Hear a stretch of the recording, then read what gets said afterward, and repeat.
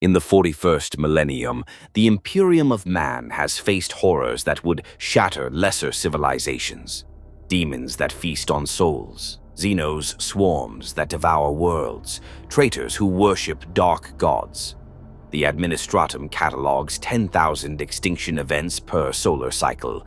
Surely one more anomaly falling from the stars was just another entry in the endless ledgers of war. They were catastrophically wrong.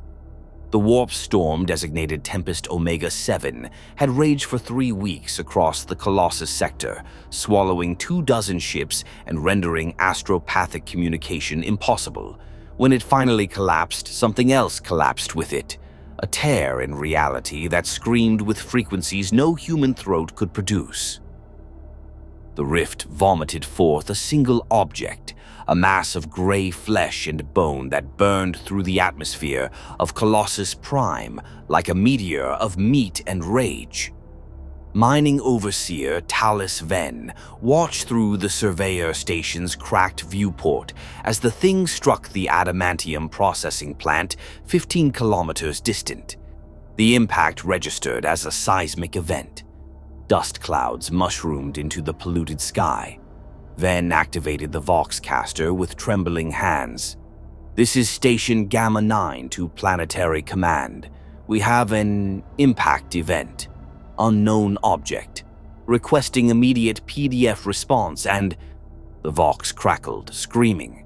Not the disciplined panic of soldiers under fire, but something primal, the sound of men discovering that their weapons meant nothing.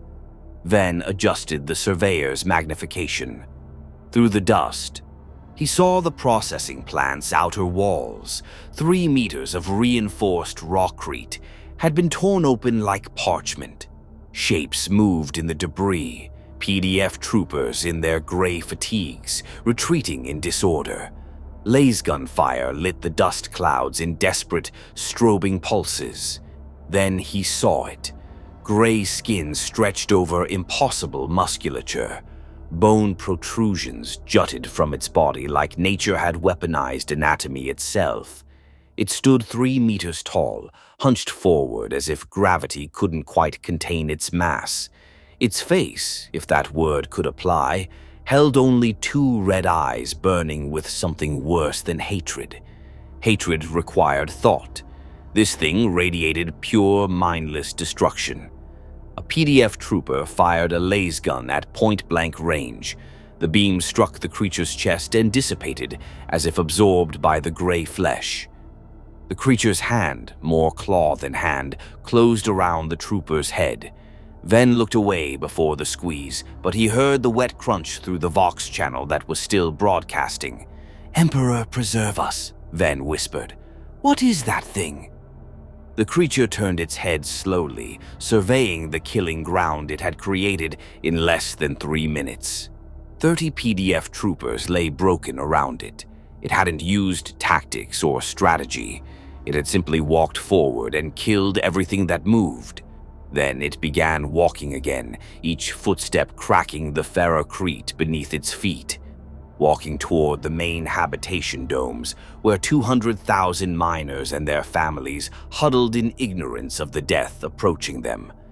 Ven keyed the planetary emergency frequency. "This is Mining Overseer Talus Ven, broadcasting on all channels. We have a Xenos contact, classification unknown. It is hostile. It is..." He watched the creature punch through a chimera transport with its bare hands. "Emperor's mercy. It is unstoppable. I am declaring Condition Maximus. Repeat, Condition Maximus. All civilian populations evacuate to hardened shelters immediately." The creature that would become known as Doomsday paused in its destruction. For a moment, it simply stood among the carnage, as if listening to something only it could hear. Its chest rose and fell, not from exertion, but as if breathing were merely a habit rather than necessity. Then it resumed walking, not running, not charging, just walking with the inevitability of a geological event toward the heart of Colossus Prime's industrial complex, where 3 million souls labored in the Emperor's name. High above, In the orbital station Vigilance Eternal, astropath choir mistress Yevina suddenly convulsed in her meditation throne. Blood ran from her augmetic eyes as her mind touched something in the warp. An echo, a shadow, a scream that had no business existing in this dimension. "Something has arrived," she gasped to the attending servitors. "Something that should not be. Alert the Inquisition. Alert." She died before finishing the sentence, her brain hemorrhaging from the psychic recoil of touching Doomsday's presence in the material realm. The Imperium's bureaucratic machinery ground into motion. Warnings were transmitted, protocols were activated, but bureaucracy moves slowly, and Doomsday did not. Captain Marcus Vallin of the Colossus' 3rd Planetary Defense Force had fought orcs on the ash wastes of Armageddon Prime. He'd held the line against cultist uprisings on 3 separate occasions. He'd earned the Medallion Crimson for valor during the food riots of 987-41. He considered himself a competent soldier who understood the nature of war in the 41st millennium.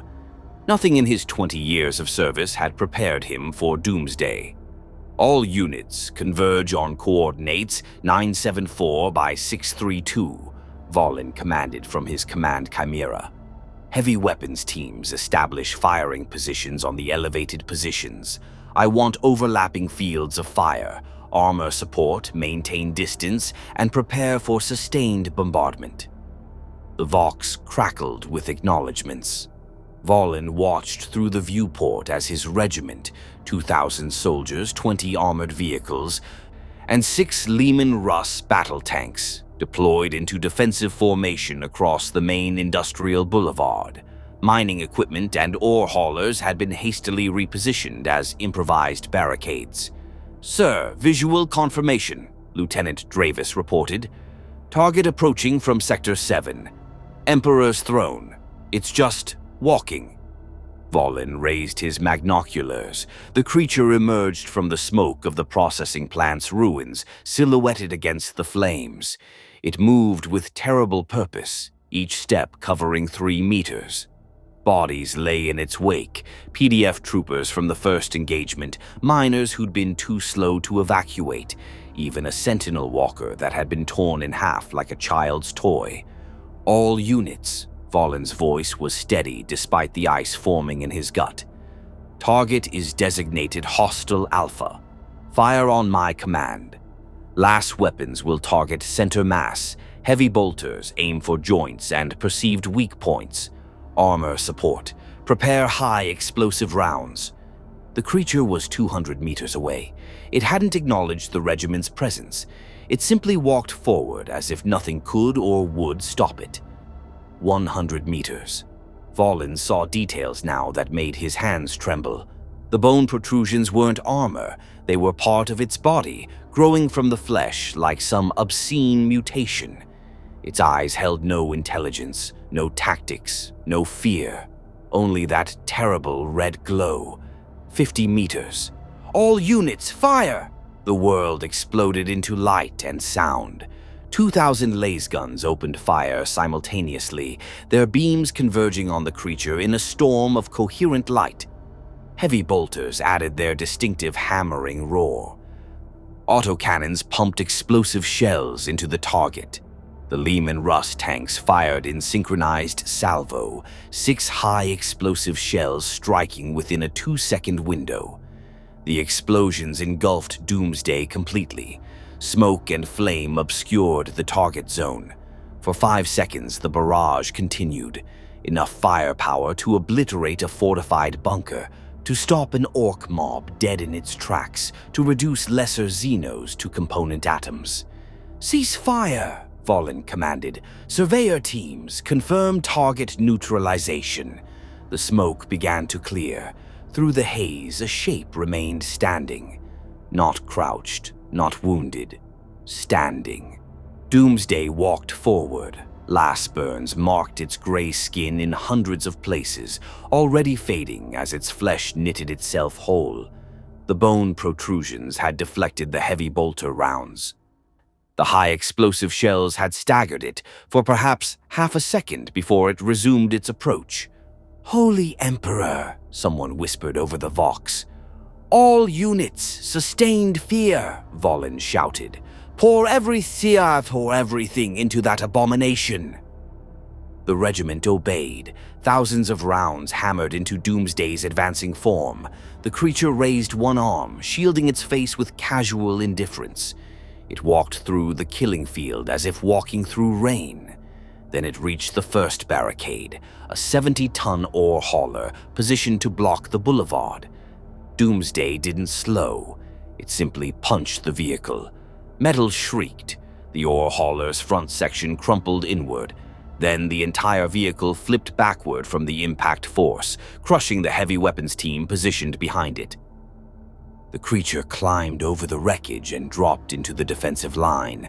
What followed wasn't combat. It was slaughter. Volin watched in horror as Doomsday moved through his soldiers like a threshing machine through wheat. It grabbed a trooper and threw him with such force that the body went through a chimera's side armor. It stomped on another, and the rock-crete beneath cracked from the impact. A sergeant tried to strike it with a chainsword. The blade shattered against bone protrusions, and the creature's backhand sent the sergeant's body tumbling 50 meters. "Fall back," Volin commanded. "All units, tactical retreat to—" Doomsday's hand punched through the chimera's armor plate, through the reinforced metal that could withstand bolter fire. The hand seized the Voxcaster array and tore it free, silencing Volin's commands. The creature's red eyes found Volin through the viewport. For one eternal second they stared at each other, soldier and monster, man and apocalypse. Then Doomsday moved to the next target, leaving Volin's chimera crippled but intact. It wasn't mercy, it was indifference. Volin simply wasn't worth the effort to kill. Within 8 minutes, the Colossus's third PDF ceased to exist as a fighting force. Inquisitor Vladimir Kost of the Ordo Xenos received the astropathic distress signal while his ship, the Eternal Vigil, was in transit through the neighboring Morteus system. The message was fragmented, corrupted by whatever psychic interference had killed the astropath who sent it. But 3 words came through with crystalline clarity: unkillable, unstoppable, Doomsday. Kost stood in his personal sanctum, a chamber lined with Xenos specimens preserved in stasis fields, trophies from 40 years of service to the Holy Ordos, a Genestealer's claws, a Necron goose flare, an Orc warboss's skull. Each represented a threat he'd identified, analyzed, and eliminated. "Navigator Quintus," Kost spoke into the Vox speed implanted in his jawbone. "Plot emergency translation to the Colossus system. Maximum speed. I care not for the risks." "As you command, Inquisitor." Kost activated the tactical hololithic display. The fragmented reports painted a disturbing picture. The creature, designation: Hostile Alpha, colloquially Doomsday, had killed over 3,000 Imperial citizens in 6 hours. 2 PDF regiments destroyed, conventional weapons ineffective. Behavior pattern: mindless aggression toward all living things. "Xenos," Kost muttered, studying the grainy pict captures transmitted from Colossus Prime's surviving surveillance networks. But what classification? Not Orc, too methodical despite apparent mindlessness. Not Tyrannid, operates independently of hive mind. Not anything in the xenobiological archives. The sanctum's door opened. Brother Sergeant Malachi of the Crimson Castellans. Chapter entered, his power armor's crimson ceramite gleaming in the chamber's dim lighting. The Space Marine was Kost's permanent attachment from the Death Watch, a veteran of 17 alien campaigns. "You summoned me, Inquisitor?" Kost gestured to the hololithic display. "What do you make of this, Brother Sergeant?" Malachi studied the images for 30 seconds, longer than most space marines would need, which indicated either deep thought or deep concern. Its physiology suggests biological weapon design. The bone protrusions indicate either mutation or deliberate genetic modification. The reported resilience exceeds even orc physiology. Recommendation: orbital bombardment before it can establish territorial control. The Administratum has already authorized Exterminatus protocols if conventional containment fails, Coast replied. But I am curious, Brother Sergeant. Something troubles you. Malachi's expression, what little could be seen behind his helmet's faceplate, was grim. In my century of service, I have faced every Xenos breed the galaxy can conjure. I have seen things that would break mortal minds. But this creature, watch the movement patterns. He gestured, and the hololithic display replayed Doomsday's assault on the third PDF. It does not hunt, it does not feed, it simply destroys. No tactical assessment, no self-preservation instinct, no objective beyond killing. This is not predation. This is... He paused, searching for words. Apocalypse given form. Coast nodded slowly, which is why we cannot allow it to leave Colossus Prime. If this thing reaches a hive world, we will see death tolls in the billions before containment is even possible. Agreed. What assets do we have available? The Eternal Vigil carries 50 Deathwatch Space Marines across various kill teams. I am authorizing full deployment. Additionally, I have contacted the Crimson Castellans' 4th Company. They are 2 days warp travel distant, but have been diverted to our location. That gives us 100 additional Astartes. 150 Space Marines against a single target. Malachi's tone held no mockery, only cold calculation. If this creature has truly resisted everything the PDF could deploy, we should assume it can resist bolter fire and power weapons. Recommendation: heavy weapons specialization. Plasma, melta, and graviton weapons. If we cannot kill it, we bury it under the planet's crust.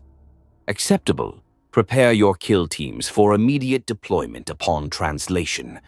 I want full xenobiological containment protocols. If this creature bleeds, I want samples. If it dies, I want the corpse intact for study. And if it does not die, Inquisitor. Coast touched the Rosarius hanging at his neck, feeling the warmth of the conversion field generator within. Then we discover what it would take to make it die.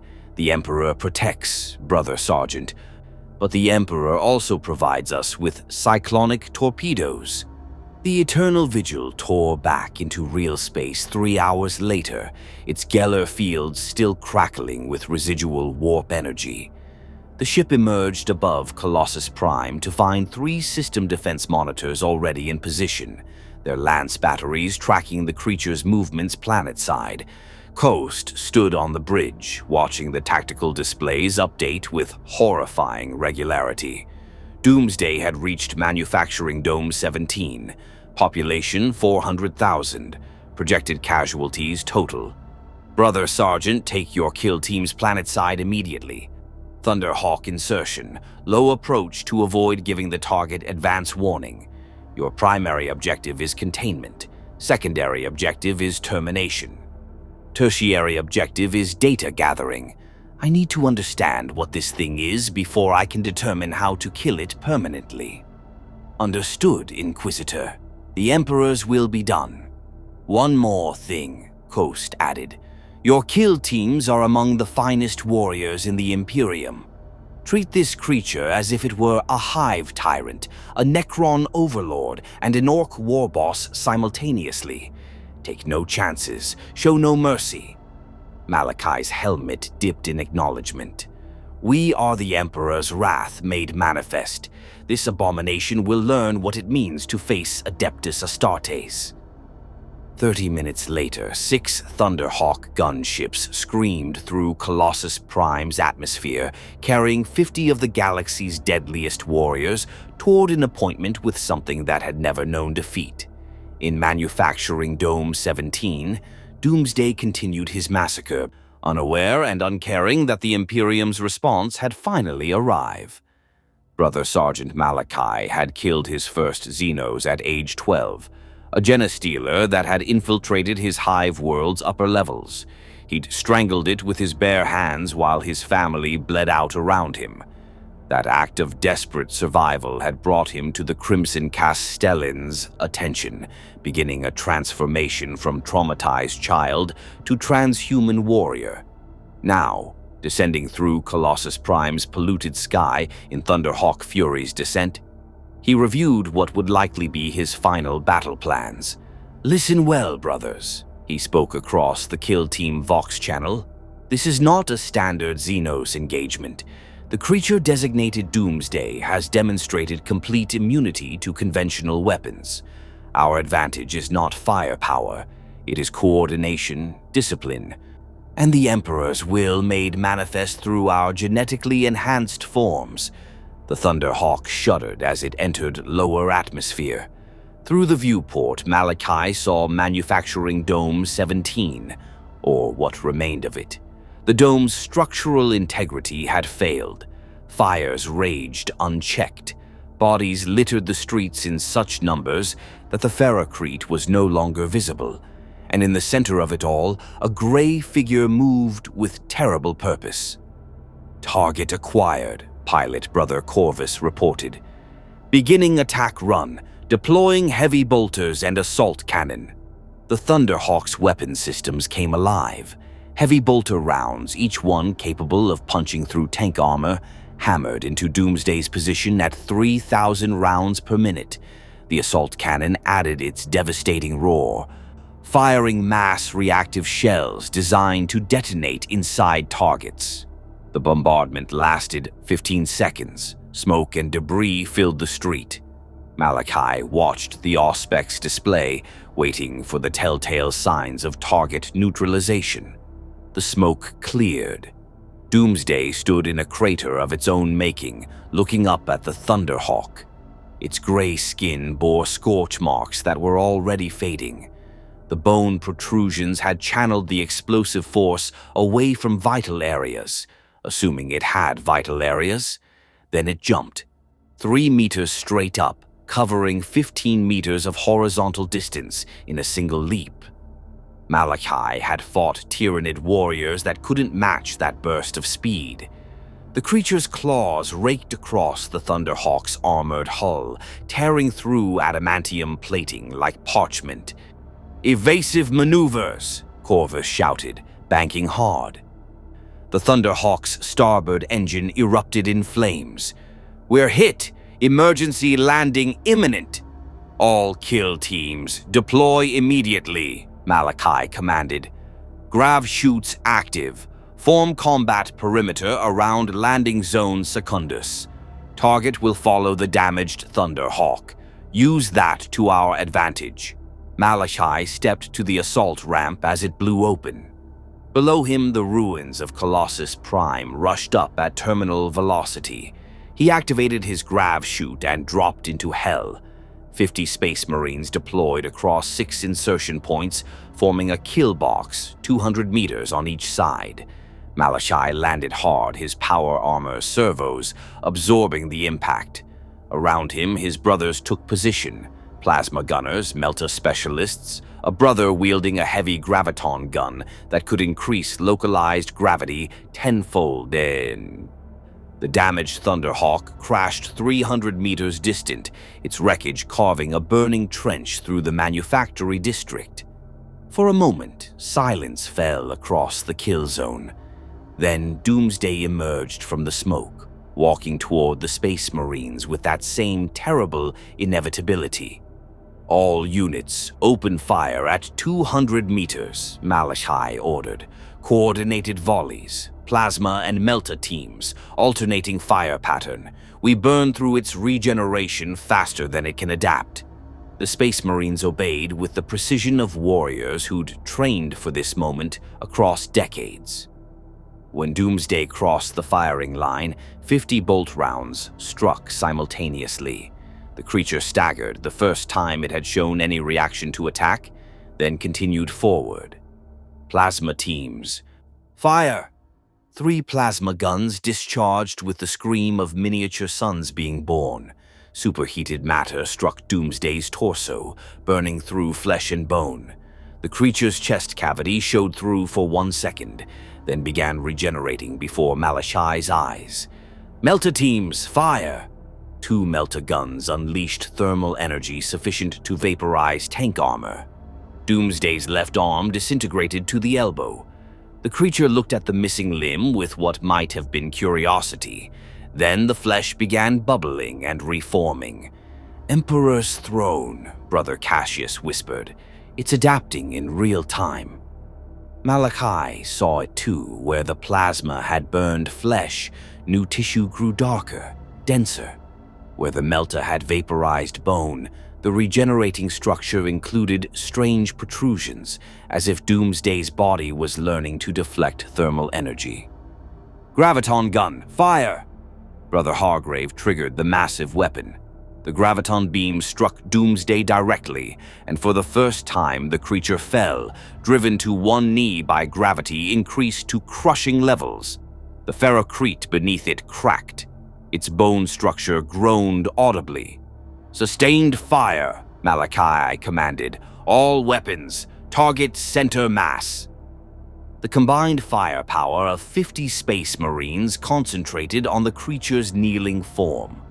Bolt rounds, plasma, melta, and graviton energy hammered into Doomsday in a storm of destruction that would have obliterated a Carnifex, atomized an Orc Knob, reduced a Chaos Space Marine to component molecules. Doomsday stood up. It simply rose to its feet, gravity manipulation and all, as if the Emperor's finest weapons were merely inconvenient. Its body was a nightmare of regenerating tissue, flesh knitting over bone, burn marks fading, structural damage repairing itself faster than the Space Marines could inflict it. Then it charged.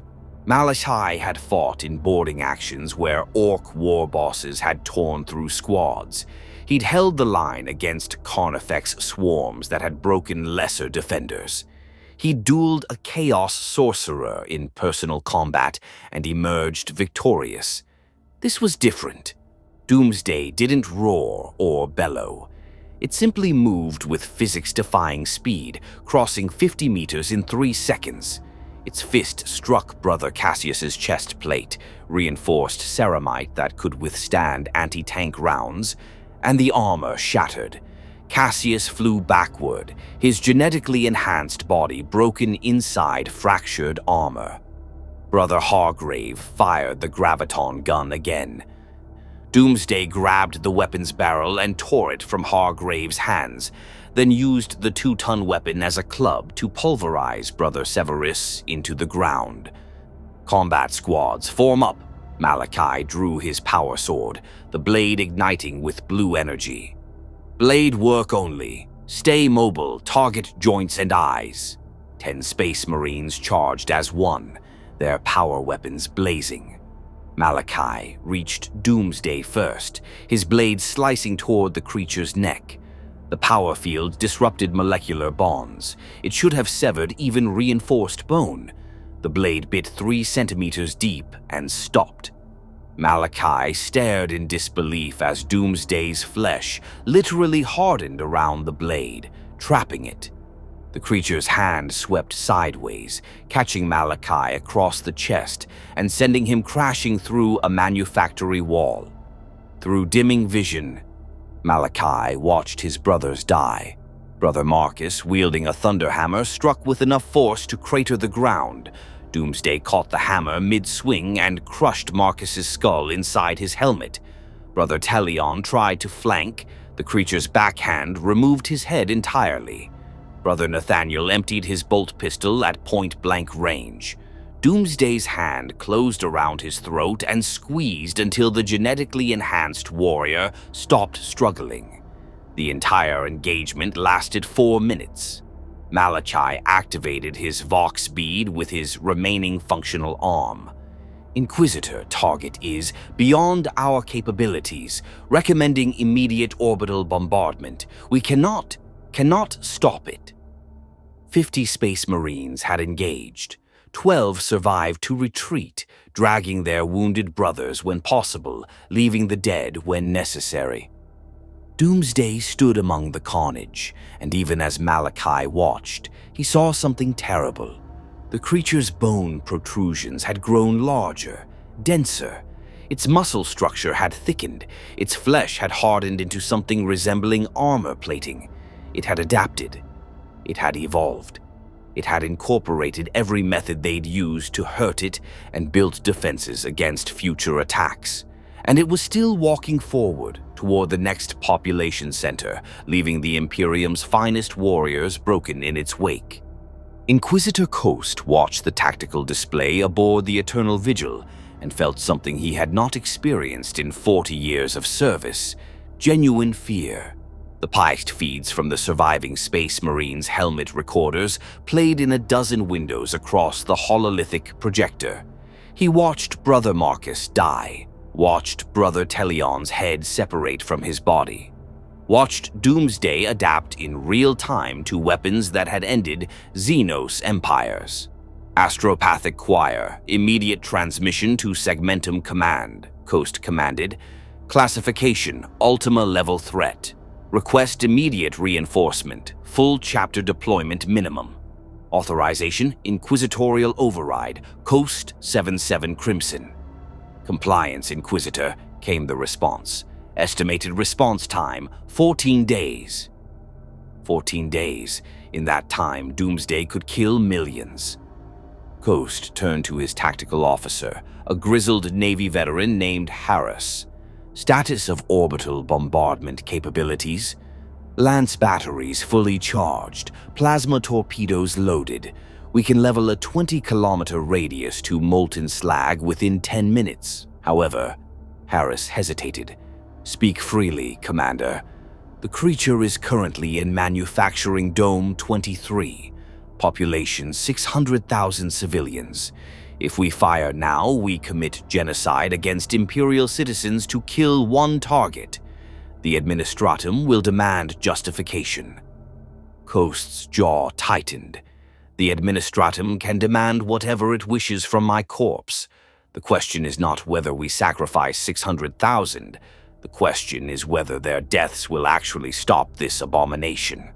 He pulled up Brother Sergeant Malachi's final combat recordings, zooming in on the moment Doomsday's flesh hardened around the power sword.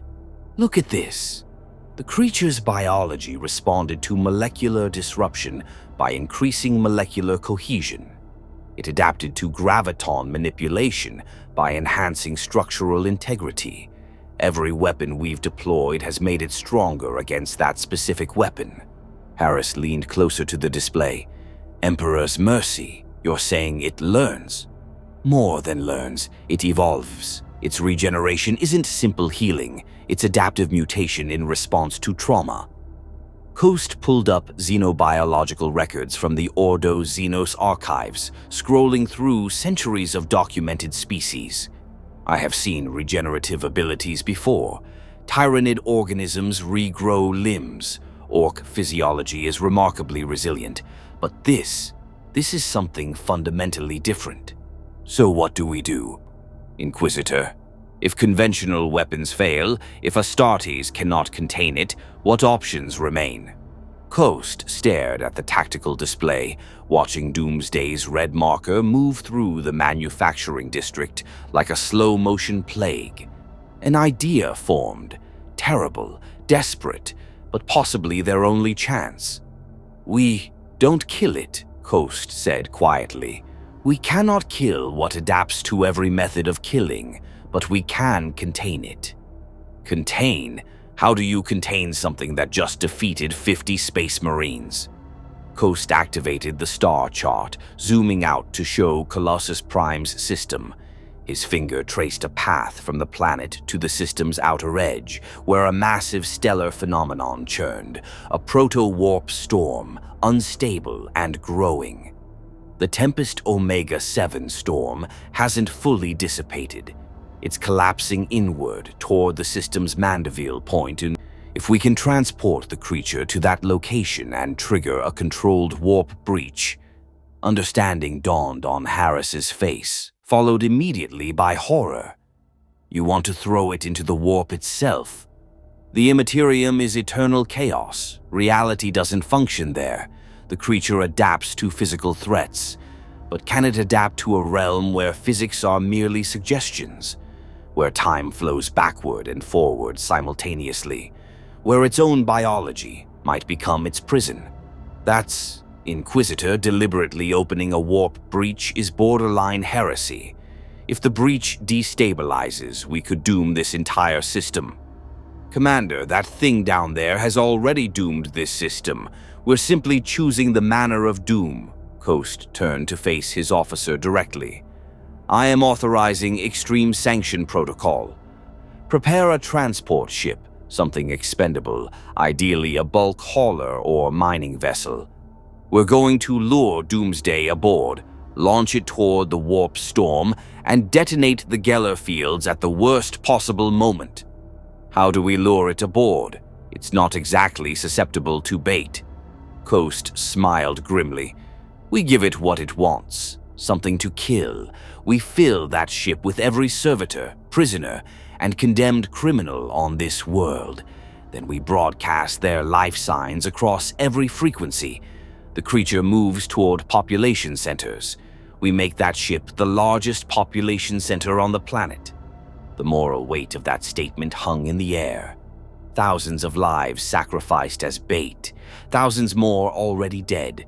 The calculus of the Imperium, measured in acceptable losses.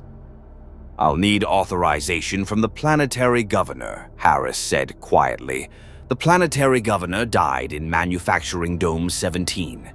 I am now the highest Imperial authority in this system. Begin preparations immediately. Below, on Colossus Prime's surface, Doomsday continued its methodical destruction.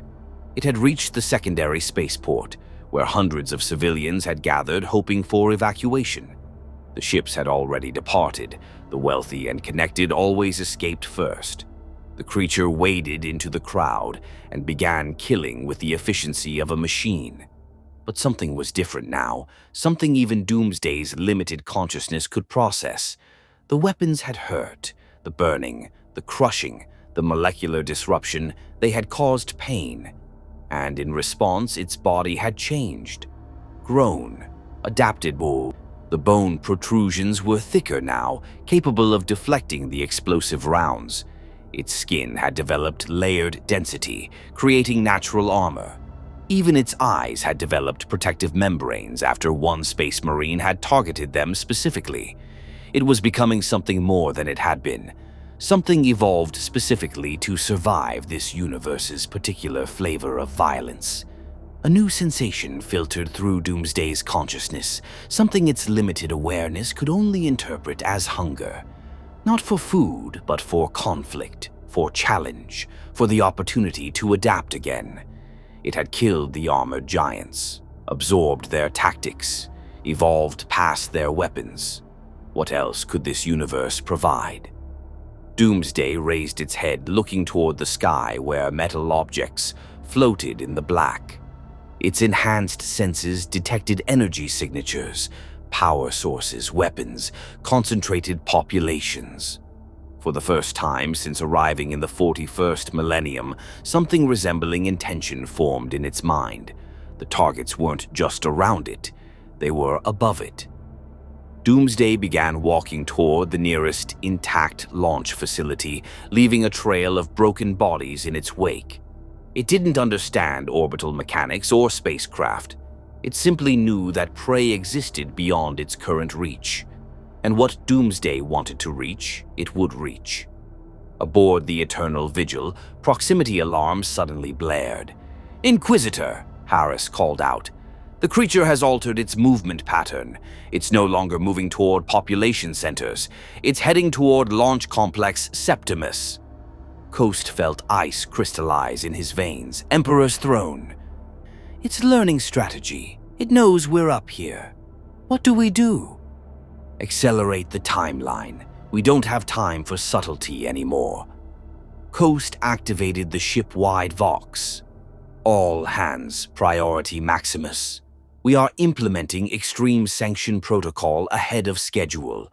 Launch complex Septimus is to be obliterated from orbit in 5 minutes.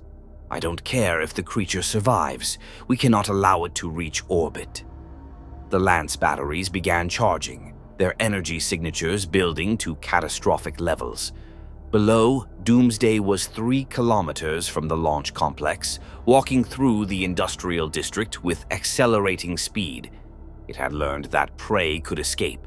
Now it was learning to prevent that escape.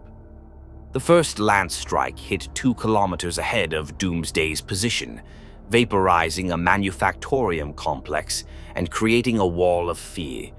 The creature paused, analyzing this new obstacle. Then it simply walked through the flames, its body already adapting to thermal extremes.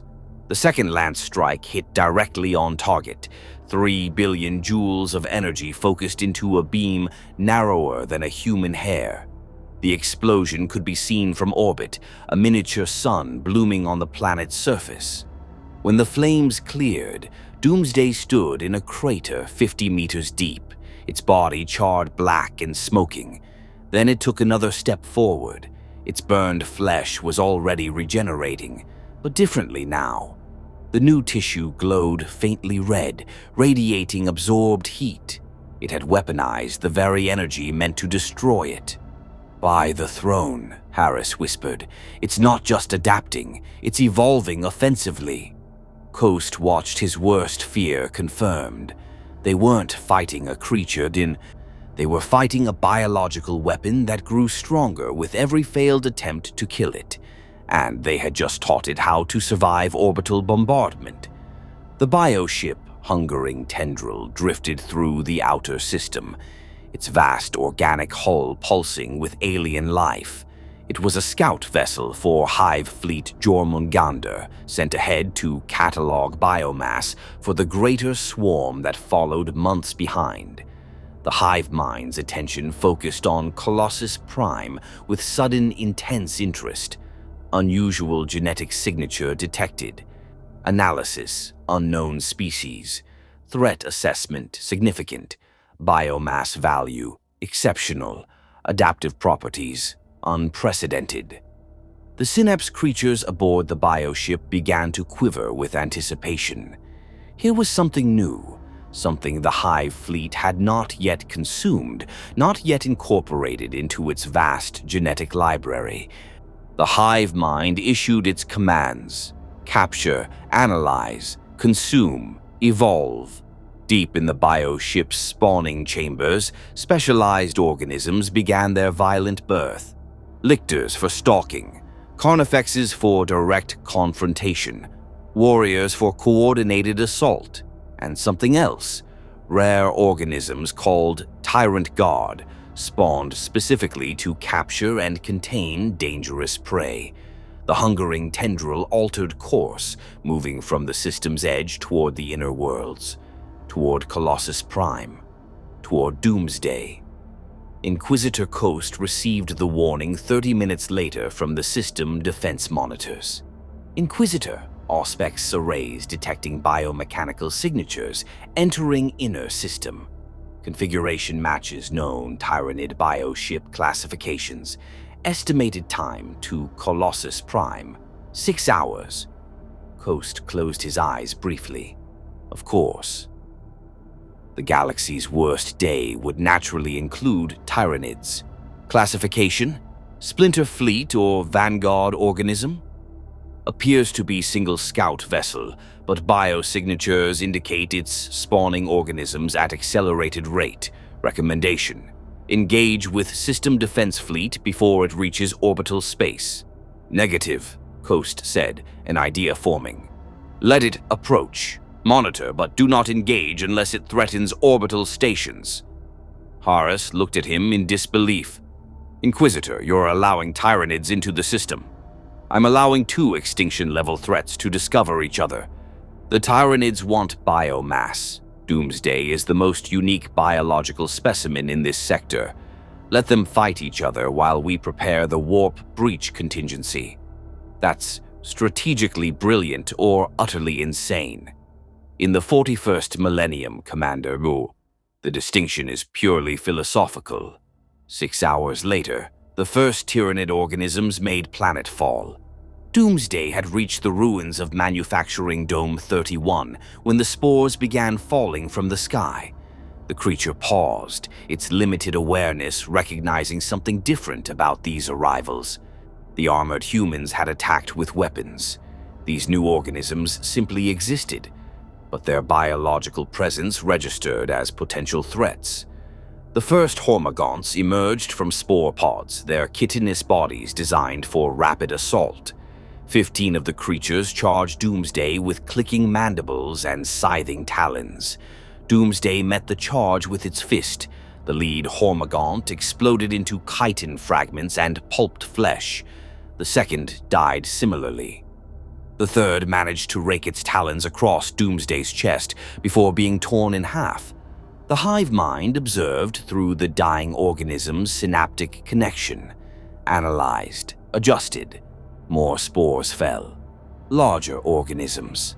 A Carnifex, living battering ram, 4 tons of muscle and armor plate, crashed into the ground and immediately charged Doomsday. The collision shook the earth. 2 apocalyptic forces met in direct confrontation. Doomsday caught the Carnifex's head with both hands. The Tyranid organism thrashed, its crushing claws tearing chunks from Doomsday's torso. Gray flesh and alien ichor sprayed across the battlefield. The Carnifex's tusks pierced Doomsday's shoulder, driving deep. Then Doomsday twisted. The Carnifex's armored skull fractured with a sound like breaking ceramite. Doomsday lifted the 4-ton organism and slammed it into the ground with enough force to create a crater. Then lifted and slammed again. And again. The hive mind noted, target strength exceeds Carnifex classification, adjusting strategy. Lictors emerged from shadows, their chameleonic skin rendering them nearly invisible. These were ambush organisms, designed to strike from surprise at vulnerable points. 3 lictors attacked simultaneously, their rending claws targeting Doomsday's eyes, throat, and spine. Doomsday had fought the armored humans, had learned that attacks came from multiple angles. Its body had adapted, developing something almost like spatial awareness. It caught one lictor mid-strike, its claws closing around the organism's neck. The other 2 lictors struck home, one puncturing Doomsday's left eye, another driving talons between bone protrusions into its back. For the first time since arriving in the 41st millennium, Doomsday made a sound, a roar that was part pain, part rage, part something else entirely, the sound of a creature that had just learned it could still be hurt. The roar echoed across the ruins. Every Tyranid organism within 5 kilometers suddenly reoriented toward Doomsday's position. The hive mind's interest had become obsession. This organism must be consumed. Its adaptive properties must become ours. Doomsday crushed the lictor in its grip, then reached behind itself and tore the other lictor free, taking chunks of its own flesh with it. Its damaged eye was already regenerating, but differently. The new eye structure included additional protective layers, making it harder to penetrate. Tyranid warriors descended next, their larger frames carrying bioweapons. Devourers began firing, living guns that launched armor-boring beetles. Death Speeters added their venomous projectiles. Bone Zords ignited with psionic energy. Doomsday walked into the barrage. The flesh-boring beetles burrowed into its body, but its adaptive regeneration encased them in dense tissue, neutralizing their damage. The venom caused its flesh to necrotize, until new flesh grew resistant to the toxins. The Bone Zords cut deep, and Doomsday's bone protrusions grew denser in response. The battle became a grotesque ballet of evolution versus consumption. Every wound the Tyranids inflicted taught Doomsday how to prevent that wound. Every adaptation Doomsday manifested, the hive mind cataloged for future counter-strategies. But there was a critical difference. The Tyranids evolved across generations, incorporating genetic material into future organisms.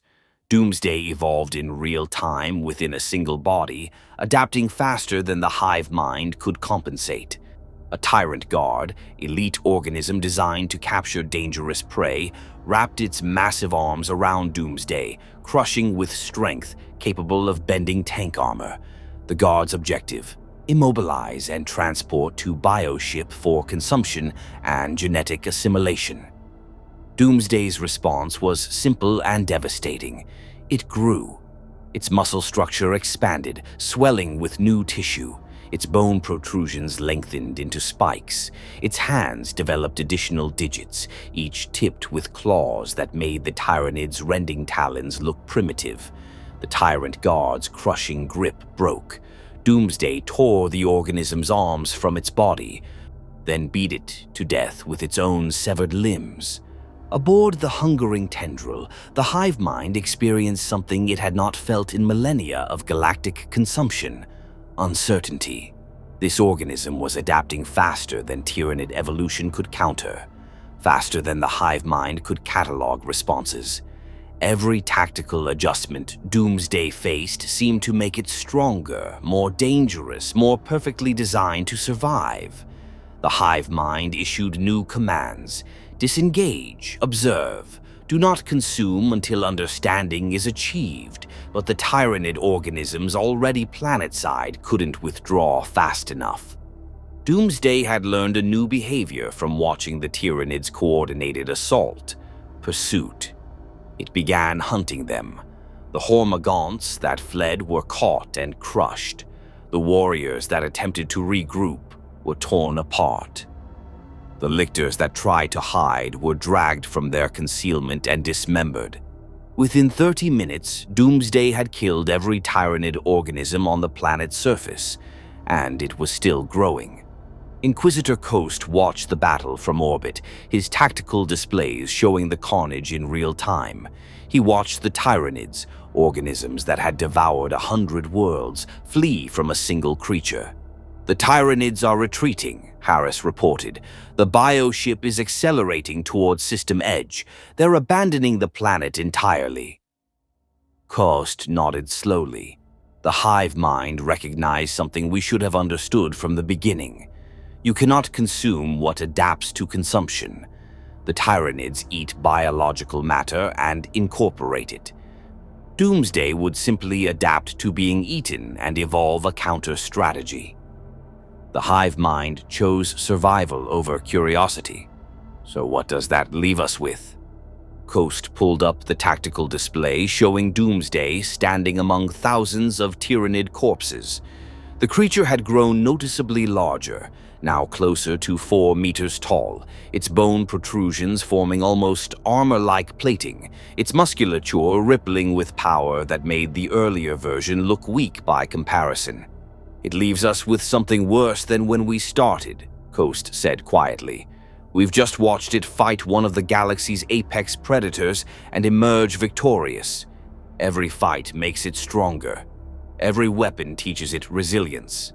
He activated the Vox. "All personnel, accelerate extreme sanction protocol to immediate implementation. We are out of time and options. Prepare the bait ship for launch within the hour." "Inquisitor," a new voice crackled over the Vox. Brother Sergeant Malachi recovered enough to speak from the Medicaid deck. "Recommendation: graviton weapons cause the only observable distress. If we can acquire Necron technology." "The nearest Necron tomb world is 3 sectors distant, Brother Sergeant. We would need to wake the sleeping death and somehow persuade them to help us. Even the Inquisition's authority has limits." But the suggestion triggered a memory. Coast accessed the planetary survey records, searching for something he'd dismissed earlier as irrelevant.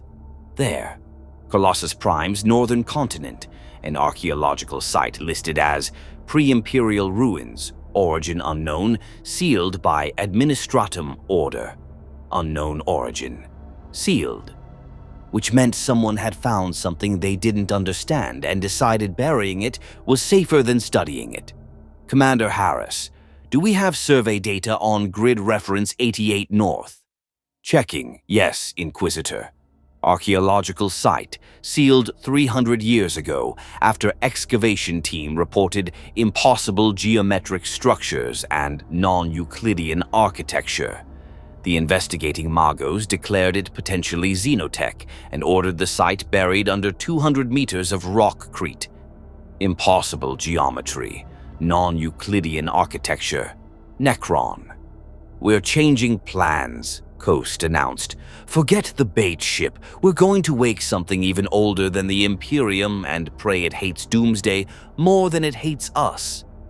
The northern continent of Kolossus Prime was a frozen wasteland, abandoned by the Administratum after the mining operations proved unprofitable. Temperatures averaged minus 40 degrees Celsius. Winds howled across barren ice plains at speeds that could flay exposed skin from bone. No humans lived here anymore. Beneath 200 meters of rockcrete and permafrost, something had been sleeping for 60 million years. Inquisitor Coast stood in the Thunderhawk's troop bay as it descended toward grid reference 88 North, reviewing the fragmentary records from the original excavation. The Magos who'd ordered the site sealed had included only minimal data, standard Mechanicus paranoia about xenotech. But what little existed was disturbing. The structures extend downward beyond our scanning capabilities. The walls are composed of a living metal that repairs damage autonomously. We detected energy signatures that should not exist, dimensional frequencies that violate known physics. Most concerning, the structures appear to be aware of our presence. I recommend immediate cessation of excavation and permanent sealing. Whatever built this place, we do not wish to wake it. That Magos had been wise. Coast was about to be foolish. Brother Sergeant Malachai, Coast spoke into the Vox. Your assessment of our plan. Malachai's voice crackled back, the Space Marine having insisted on joining the expedition despite injuries that would have killed a normal human. It is desperate, potentially heretical, and likely to result in our deaths. However, facing one extinction threat with another has precedent in Imperium doctrine. The Emperor protects the bold. The Emperor protects the insane, you mean? In the 41st millennium, Brother Inquisitor, the distinction is academic. The Thunderhawk landed on the ice plain. Coast disembarked with a kill team of 12 Space Marines, all that remained combat-capable after Doomsday's assault, and a tech priest named Ologis Ven, whose specialty was xenotech archaeology. The wind screamed across the ice, carrying snow that stung like shrapnel. Ahead, a massive rockcrete plug marked where the Mechanicus had sealed the excavation site. Demolition charges had already been placed by advanced servitors. Magos Ven, Coast said. Once we breach the seal, how long until we reach the xenotech? The tech priest's multiple mechadendrites twitched with calculation. Original excavation records indicate primary structures at 47 meters depth. However, Inquisitor, I must protest this course of action. Necron technology is anathema to the Omnissiah's teachings, to deliberately activate dormant systems. Your protest is noted and overruled. Detonate the charges. The explosions sent cracks spiderwebbing across the rockcrete plug. Space Marines armed with power fists and thunderhammers finished the job, breaking through into darkness below. Coast descended first, his Rosarius glowing with a faint blue light that pushed back the shadows. His augmetic eye switched to infrared, revealing a shaft that plunged straight down, the walls perfectly smooth, not carved, but somehow grown from the living metal the original Magos had described. Scanning, Ven reported, his auspex emitting chirps and clicks. Energy signatures detected. Dormant but not dead, the The systems are in standby mode, waiting for something. Waiting for what? Unknown. But the power source is unlike anything in Imperial archives.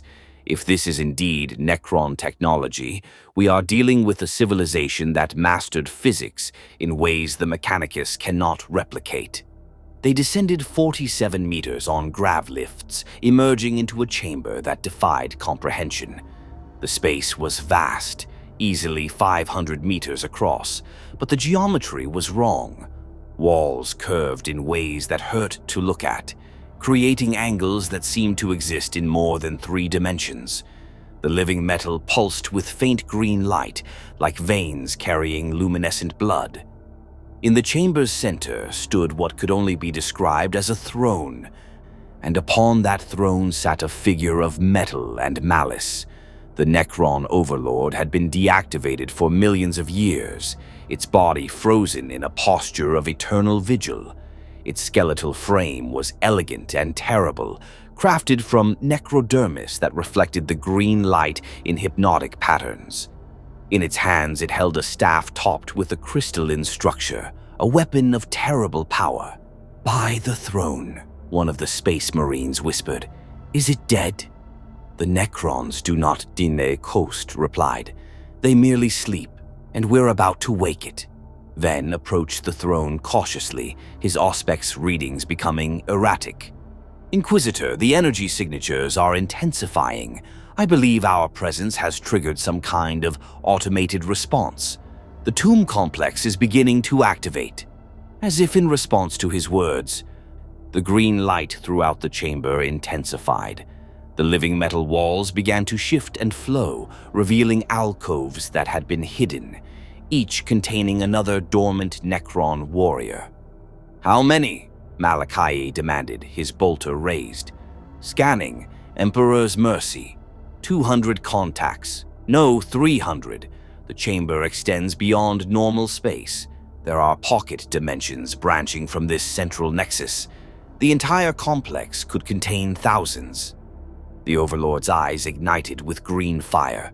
Coast found himself staring into pits of ancient hatred, into a consciousness that had witnessed the death of the galaxy's previous rulers, that had been old when humanity's ancestors crawled from primordial oceans.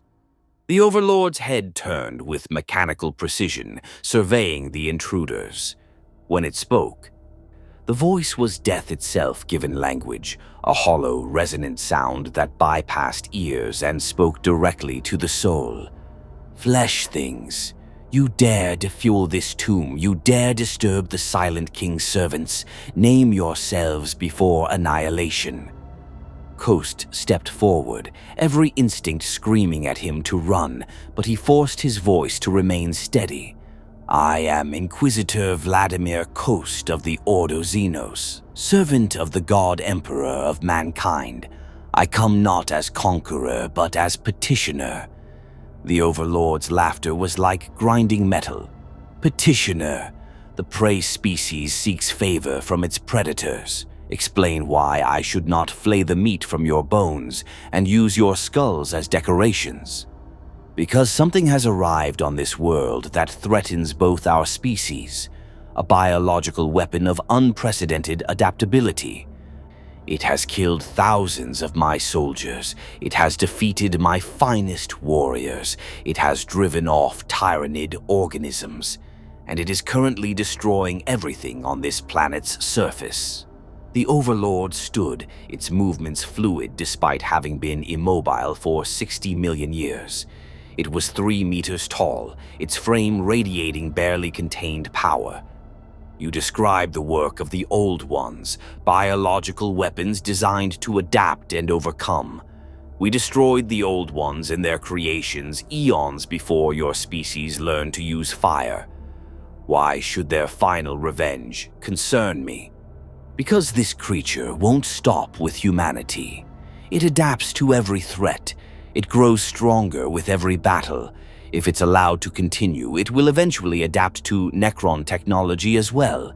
It will find this tomb. It will threaten everything you've waited millions of years to reclaim." The Overlord approached Coast, each footstep echoing in the chamber. It raised one skeletal hand, and Coast felt invisible pressure crushing him.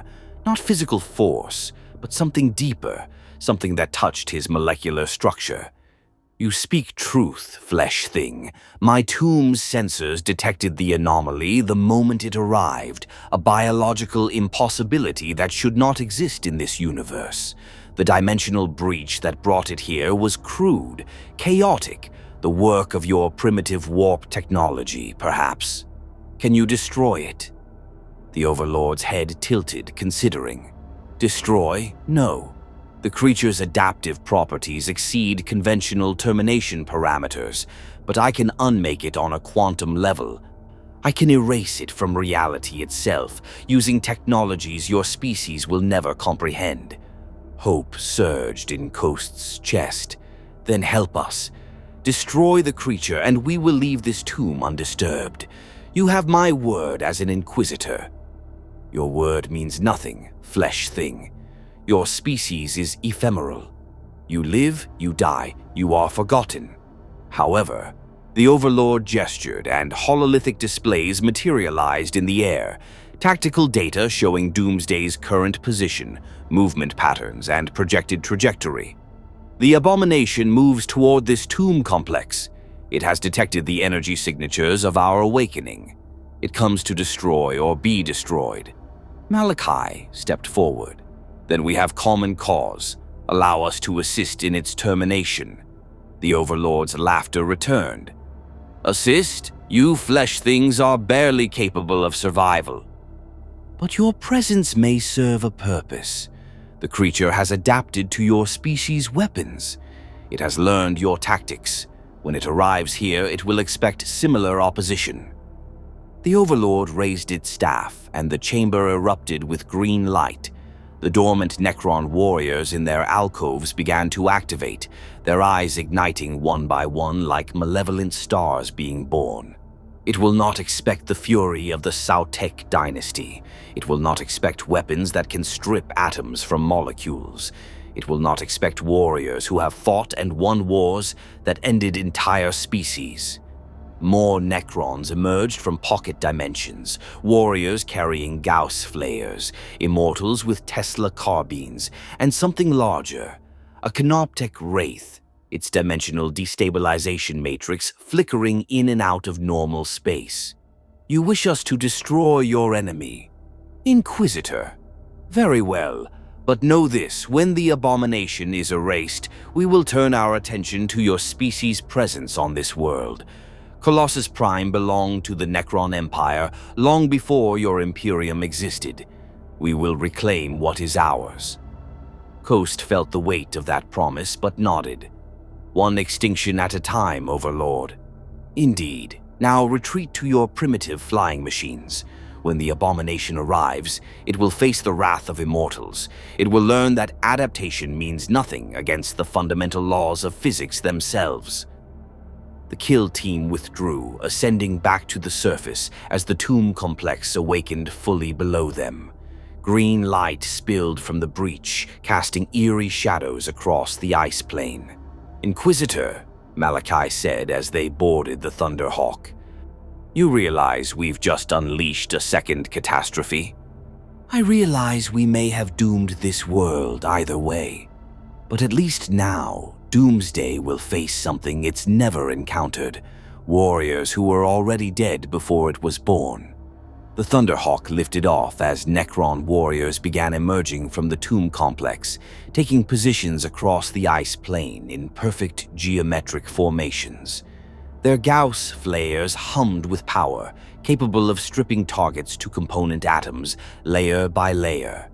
And from the south, a gray figure appeared on the horizon, walking steadily through the blizzard toward the green lights. Doomsday had detected prey that didn't run, prey that didn't hide, prey that would give it the challenge it had been craving. The two forces, one born of biological impossible adaptation, the other forged from technology that defied death itself, were about to collide. Doomsday walked through the blizzard as if the sub-zero temperatures and razor winds didn't exist. Its gray skin had adapted to the cold, developing an insulating layer that maintained its core temperature. The ice beneath its feet cracked with each step, its mass increasing with every evolutionary enhancement. It had grown since the Tyrannid encounter, 4.5 meters tall now, its bone protrusions forming plates that resembled natural armor. Its hands had developed additional joints, providing greater gripping strength. Its sensory organs, once simple eyes, now processed data across multiple spectrums, seeing heat signatures, electrical fields, and movement patterns simultaneously. The green lights ahead registered as targets. The energy signatures were different from the armored humans or the biological swarm. These felt older, colder, wrong in ways that Doomsday's limited consciousness could barely process. But wrong or not, they were potential threats. And threats needed to be eliminated. The Necron Overlord stood in the center of the formation, 200 warriors arranged in precise geometric patterns around it. The Sautek dynasty had perfected warfare across 60 million years. Every warrior knew its role. Every weapon was calibrated for maximum efficiency. "Identify target," the Overlord commanded. "Threat assessment, Omega-level biological anomaly. Authorization total annihilation protocol. Fire when within optimal range." Doomsday crossed into firing range, 200 meters. The Necron warriors opened fire as one. Gauss flares emitted beams of crackling green energy. Unlike human weapons that destroyed through heat or kinetic force, Gauss technology operated on quantum principles, stripping matter apart at the atomic level, peeling flesh from bone, bone from molecules, molecules from component atoms. The beams struck Doomsday in coordinated volleys. Its gray skin began to flake away in layers, disintegrating into component particles that scattered on the wind. Its bone protrusions cracked and fractured as molecular bonds were severed. Its musculature underneath was exposed. Then that too began to strip away. For the first time since arriving in the 41st millennium, Doomsday staggered. The Overlord observed with clinical detachment. Creature demonstrates pain response. Regeneration detected but insufficient to counter sustained Gauss bombardment. Continue firing. But even as the Necron technology stripped away Doomsday's physical form, something was happening beneath the destruction. The creature's adaptive biology was analyzing the threat at a fundamental level.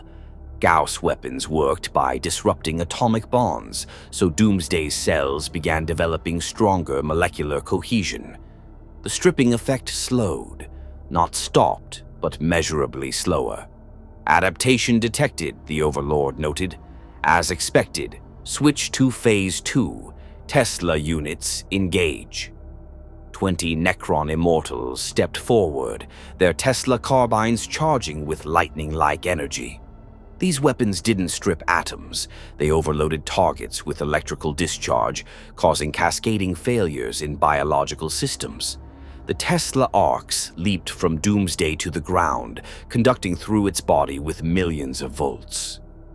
The creature convulsed, its enhanced nervous system overloading. Smoke rose from its flesh as water in its cells boiled. Its roar shook the ice plain, not pain alone, but rage at being hurt so comprehensively.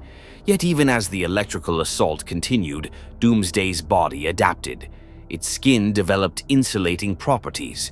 Its cellular structure began storing electrical charge rather than being destroyed by it. Within 30 seconds, the Tesla weapon's effectiveness had decreased by 40%. Fascinating, the Overlord mused. The creature learns in real time. Its adaptive rate exceeds all recorded biological species. Recommendation: escalate to Phase 3 before adaptation reaches critical threshold. The Canoptech Wraith phased into reality behind Doomsday, its dimensional destabilization matrix activating.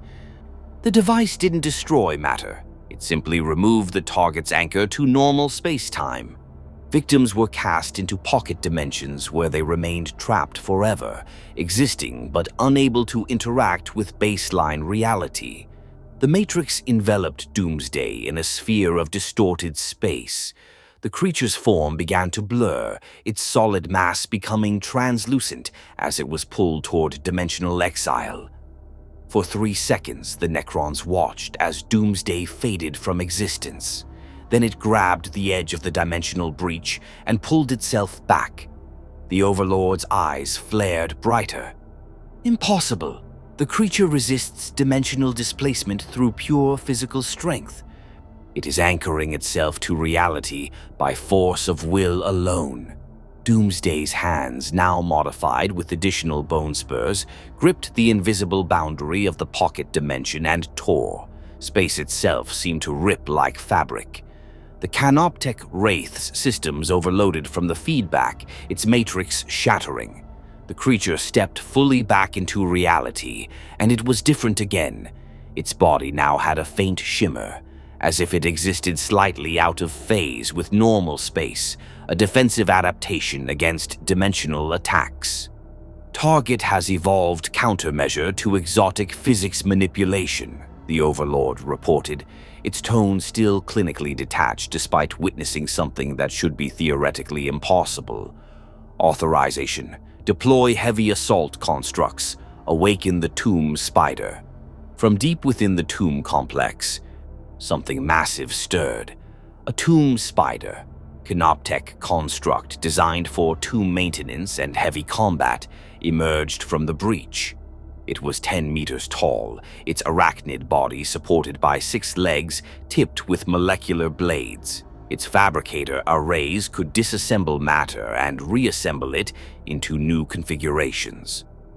The tomb spider charged with surprising speed for its size, its legs churning through ice and permafrost. Doomsday met the charge head-on, the collision creating a shock wave that shattered ice for 100 meters in every direction.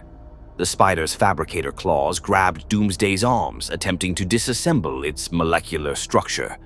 The creature's gray flesh began to liquefy, its atoms being rearranged at the quantum level. Doomsday's response was brutally simple. It bit the tomb spider's primary optical sensor. The construct didn't feel pain. It was a machine, but the damage disrupted its targeting systems. Doomsday used that momentary confusion to tear one of the spider's legs free, the necrodermis frame bending and then snapping under impossible pressure. The two titans grappled on the ice, trading blows that would have leveled buildings. The tomb spider's molecular blades cut deep into Doomsday's torso, slicing through enhanced musculature. Doomsday's bone protrusions punched through the spider's armored carapace, finding the delicate systems underneath. Aboard the Eternal Vigil, Inquisitor Coast watched the battle through orbital surveillance. "The Necrons are winning," he said, though his voice held no confidence. "Aren't they?" Malachi stood beside him, studying the tactical displays. "Define winning, Inquisitor." "Yes. The Necron weapons are damaging it more effectively than anything we deployed. But look at the adaptation curve." He highlighted the data streams showing Doomsday's regeneration patterns. First Gauss strike stripped 70% of surface tissue. Second strike, 60%. Third strike, 53%. The effectiveness is decreasing logarithmically. At current rates, the creature will be fully resistant to Gauss technology within 10 minutes. Emperor's Throne. What about the Tesla weapons? Already down to 30% effectiveness, and that dimensional attack. The creature survived by grabbing reality itself and refusing to let go. Brother Inquisitor, I don't think the Necrons can kill this thing either. On the ice plane, the tomb spider made a strategic error. It attempted to pin Doomsday with its remaining legs. Applying pressure meant to crush tank armor. Doomsday's enhanced musculature simply grew denser, its body compacting under the pressure but not breaking. Then it expanded explosively, throwing the tomb spider off balance. Doomsday's hands closed around the construct's forward legs. For a moment, the two forces were perfectly matched. Ancient Necron engineering versus impossible biological adaptation. The necrodermis began to bend, then crack, then shatter. Doomsday tore both forward legs from the tomb spider's body and beat the construct to pieces with its own limbs. The spider's self-repair systems tried to activate, but Doomsday was already moving, crushing the construct's central processing core with a stomp that cratered the ice beneath them. The Necron Overlord watched dispassionately as its heavy assault construct was destroyed. Assessment: conventional Necron weapons insufficient for permanent termination. Target adaptation exceeds Dynasty protocols. Recommendation: escalate to forbidden protocols. One of the Necron warriors turned to face the Overlord. My lord, the forbidden protocols were sealed by the Silent King himself. Their use risks. I am aware of the risks. I am also aware that this abomination will not stop until it has adapted to every weapon in our arsenal. And then it will come for the tomb complex itself, where 10,000 of our brothers lie in stasis. Activate Protocol Tesseract 7. We end this now. The Overlord raised its staff and reality screamed. Deep beneath the ice, in chambers that existed partially outside normal space-time, ancient machinery activated. The Necrons had sealed these weapons after the war in heaven, technologies so dangerous that even the victors feared to use them. The Tesseract Labyrinth was one such weapon, a pocket dimension compressed into a physical form, capable of imprisoning anything by trapping it in infinite, recursive space. The victim would fall forever through folding dimensions, never escaping, never dying, simply existing in eternal imprisonment. The Overlord held the device, a crystalline polyhedron that hurt to look at, its edges existing in more dimensions than human perception could process. Creature, you have proven adaptable beyond normal parameters, but you cannot adapt to infinity itself. The Overlord threw the Tesseract Labyrinth. The device struck the ground at Doomsday's feet and shattered. Reality broke with it. The ice plane cracked open not physically, but dimensionally, revealing a void that was neither black nor any other color, simply the absence of existence. Doomsday felt the pull immediately, not gravity, something far more fundamental. Its anchor to baseline reality was being severed. The ground beneath its feet was no longer ground, but the edge of forever. It fell into folding dimensions that twisted back on themselves, into spaces where up was down and forward was backward, into geometric configurations that violated every law of physics. The Tesseract Labyrinth was designed to trap Satan, star gods who had existed before matter itself. Surely no biological organism could resist. Aboard the Eternal Vigil, the tactical displays showed Doomsday's signal disappearing. Target eliminated? Harris asked hopefully. The Necron energy signature suggests dimensional imprisonment rather than destruction, Malachi replied. But if the creature is trapped outside normal space, the practical result is the same. It cannot threaten this world or any other. Coast should have felt relief. Instead, he felt a growing sense of wrongness. How long before we can confirm permanent containment? Unknown, Inquisitor. Necron technology is beyond our understanding. The alert klaxon screamed. On the tactical displays, Doomsday's signal reappeared.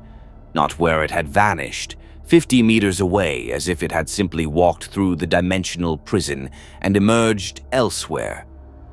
Impossible, Coast whispered.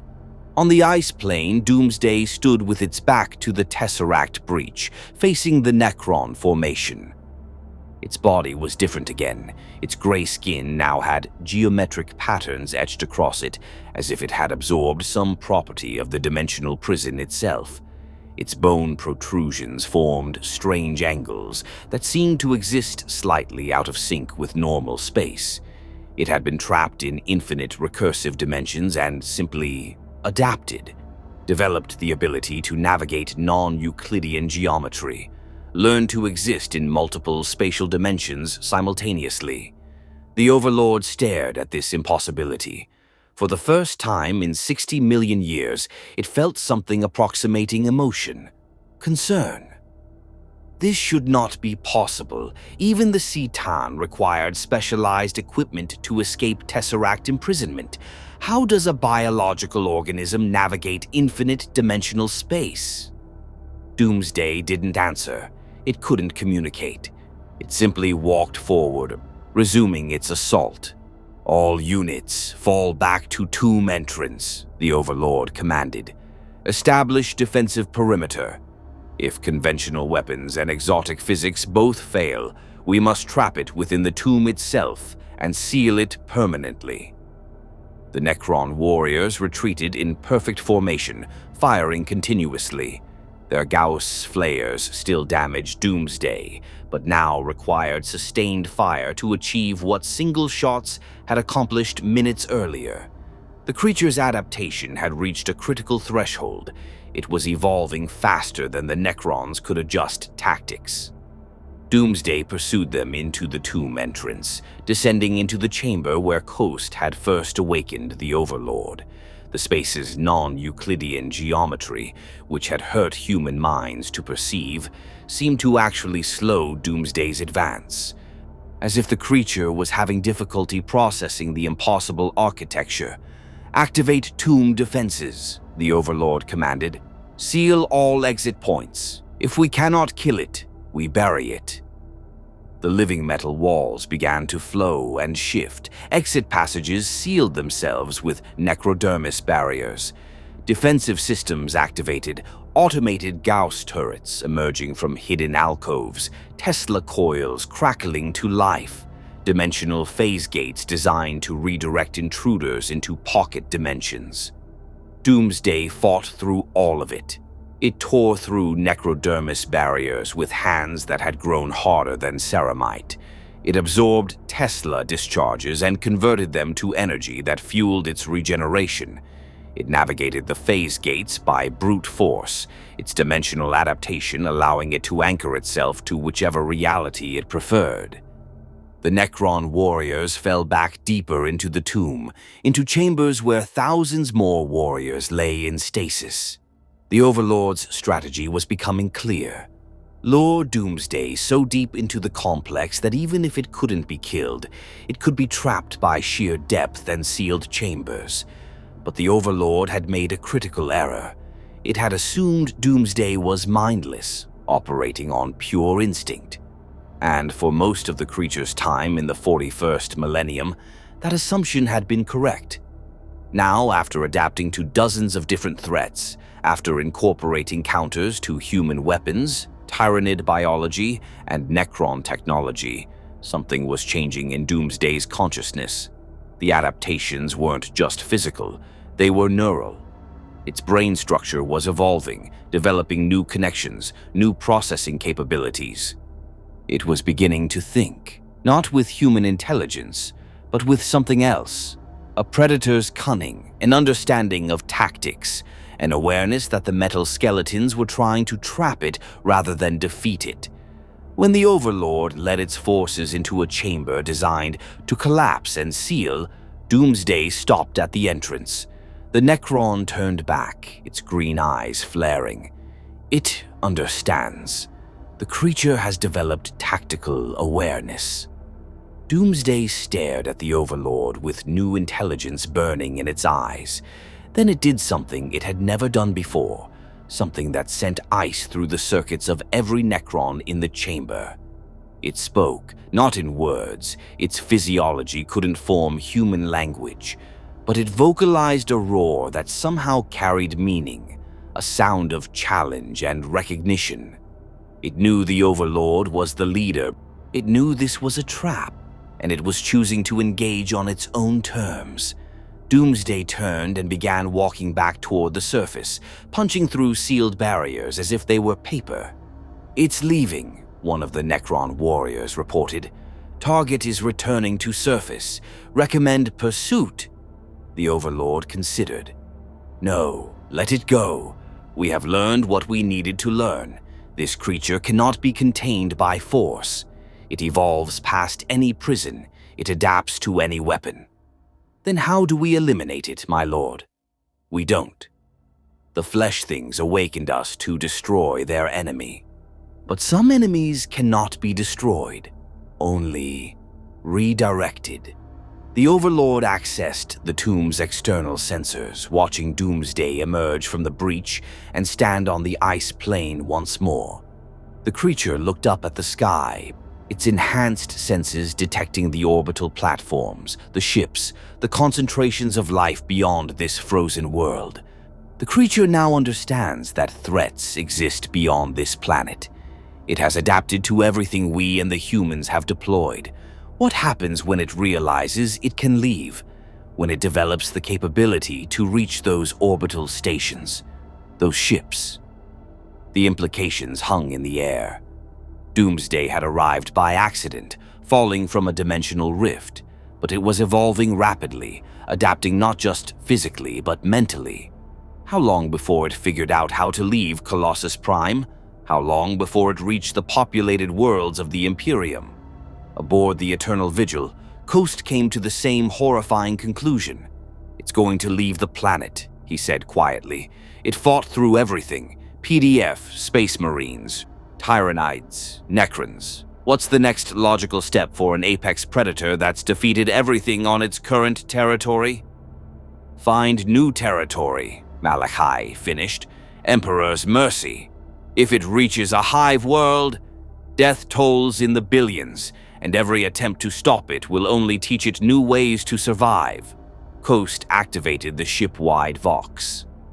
"All hands, prepare for Exterminatus. We are out of options. Colossus Prime must be sterilized before that creature learns to fly." "Inquisitor," Harris interrupted. "Emergency transmission from the system edge. Warp translation detected. Multiple signatures. Imperium vessels. It's a full Space Marine chapter. The Crimson Castellans have arrived in force." On the main display, 50 warships tore back into real space, their hulls bearing the crimson and gold heraldry of the Crimson Castellans chapter. At their head was the battle barge, Eternal Wrath, flagship of Chapter Master Valdor himself. The Vox crackled with a new voice, deep, authoritative, carrying the weight of 3 centuries of warfare. "This is Chapter Master Valdor of the Crimson Castellans to Inquisitor Coast. We received your distress call. 1,000 Adeptus Astartes stand ready to face this threat. What is the tactical situation?" Coast looked at the displays showing Doomsday standing on the ice plane, now over 5 meters tall, covered in adaptations from every battle it had survived. "Chapter Master, the situation is this. We face something that cannot be killed, only contained, and our containment options have just run out." Chapter Master Valdor stood in the strategium of the Eternal Wrath, his ancient suit of artificer armor bearing the scars of 300 years of warfare. He had fought in the Gothic War, led the defense of Armageddon's Western Front, and personally slain an orc war boss whose name was sung in warrior lodges across a dozen systems. He studied the tactical hololiths showing Doomsday's evolution across the past 18 hours and felt something he had not experienced in centuries. Doubt. "One creature," he said quietly, "one biological anomaly has defeated 2 PDF regiments, 50 Death Watch Space Marines, a Tyrannid assault force, and Necron Tomb Guardians." Inquisitor Coast's image flickered in the hololithic display. "Chapter Master, I am recommending Exterminatus. We cannot allow this organism to escape Colossus Prime.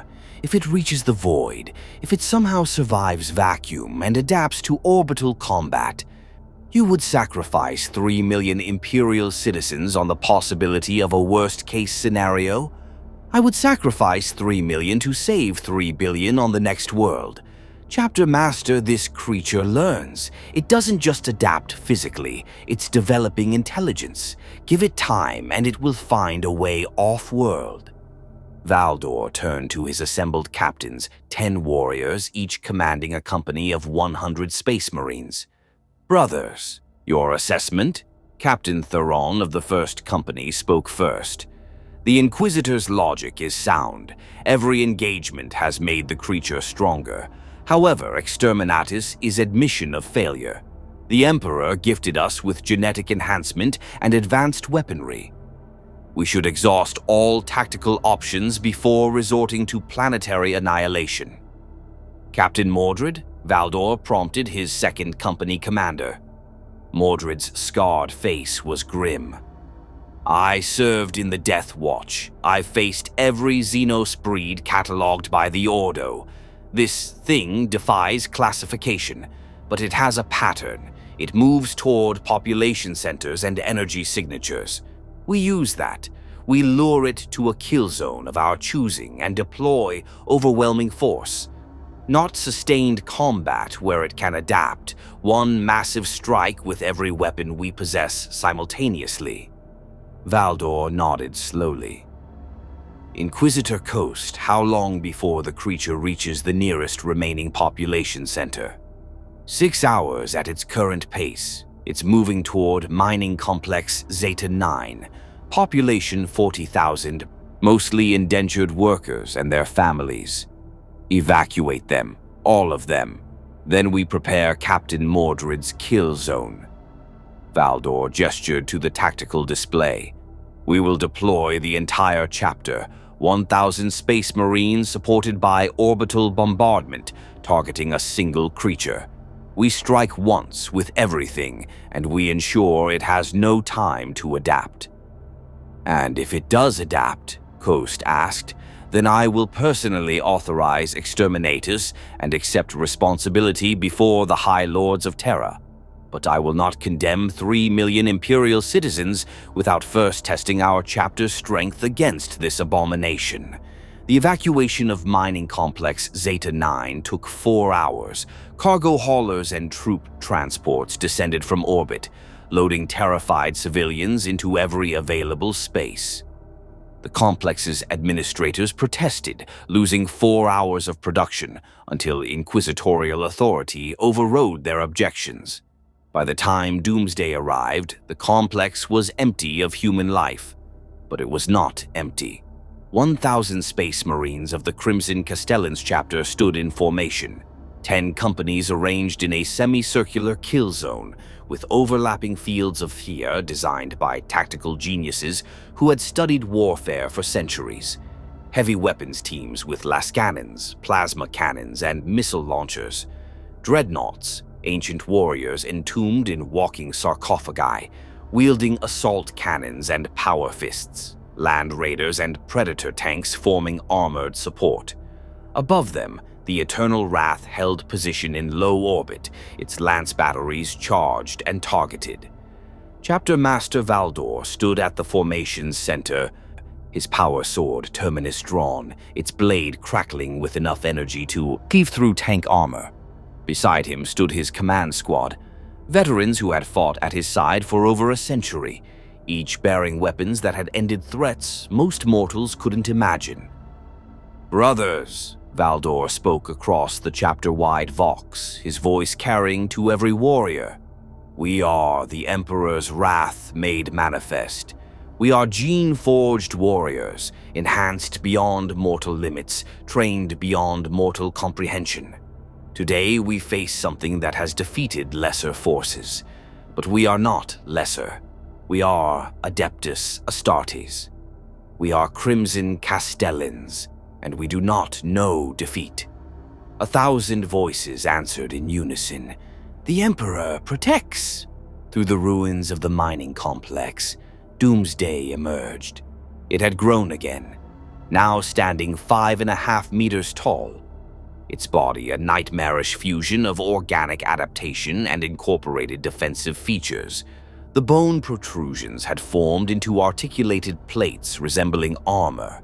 Its musculature rippled with power that made its earlier form seem weak.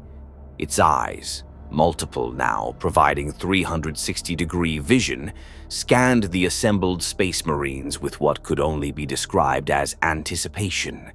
It had learned what the armored humans were. It had learned they could hurt it. And somewhere in its evolving consciousness, it had learned that pain meant growth. Challenge meant evolution. It wanted this fight. "Target acquired," Captain Theron reported. "All units, weapons free on Chapter Master's command." Valdor raised Terminus, the blade catching the pale sunlight. For a moment, man and monster stared at each other across 200 meters of killing ground, two apex predators recognizing their opposite. Then Valdor brought the blade down. "Fire!" The world became light and thunder. 1,000 bolters opened fire simultaneously, explosive rounds designed to detonate inside targets, each one capable of killing an armored human. 20,000 rounds struck Doomsday in the first 3 seconds, a wall of explosive devastation that would have vaporized a battle titan. Lascannons added their ruby beams, coherent light hot enough to cut through starship hulls. Plasma cannons screamed, launching miniature suns. Missile launchers fired crack missiles and frag warheads in overlapping patterns. The Dreadnought's assault cannons roared, firing thousands of mass reactive rounds per minute. The armored vehicles added their main guns, battle cannons firing high explosive shells, twin-linked lascannons, heavy bolters, everything the Mechanicus had created for the purpose of killing. From orbit, the Eternal Wrath's lance batteries discharged, 6 beams of coherent energy, each carrying enough power to level a city block, struck Doomsday's position simultaneously. The explosion was visible from orbit, a dome of fire and plasma that consumed the kill zone entirely, creating a mushroom cloud that rose 3 kilometers into the atmosphere. For 10 seconds, the bombardment continued, enough firepower to destroy a small army, concentrated on a single target. "Cease fire," Valdor commanded. Silence fell across the battlefield, broken only by the crackle of flames and the hiss of superheated metal cooling. Smoke obscured the impact zone completely. The Space Marines waited, bolters trained on the smoke, every enhanced sense focused on detecting any sign of movement. The smoke began to clear. A shape stood in the center of a crater 50 meters across, blackened, smoking, wounded more severely than it had been in any previous engagement, but standing. Doomsday's body was a ruin of burned flesh and cracked bone, its regeneration struggling to keep pace with the catastrophic damage. One arm hung useless, the bone structure shattered. Its torso showed through where armor-like plates had been blown away. Even its multiple eyes had been damaged, leaving only 2 functional. It took 1 step forward, then another. Its regeneration accelerated, tissue knitting at visible speeds. The damaged arm's bones cracked back into alignment and began to heal. New flesh grew over exposed muscle. The bone plates reformed, but thicker now, incorporating a crystalline structure that refracted light, an adaptation to energy weapons. "Emperor's throne," Captain Theron whispered. "We hit it with everything. Everything, and it's still coming." Valdor's jaw tightened. "All units, sustained fire. Do not allow it time to fully regenerate." The bombardment resumed, but this time Doomsday was ready. It had learned the pattern, the concentration of fire, the orbital support, the coordinated volleys. Its body had adapted not just to the damage, but to the tactics. It charged, not the methodical walk it had employed before, but an explosive sprint that covered 50 meters in 2 seconds, speed that made its earlier movements look sluggish. It reached the first line of Space Marines before they could adjust their fire.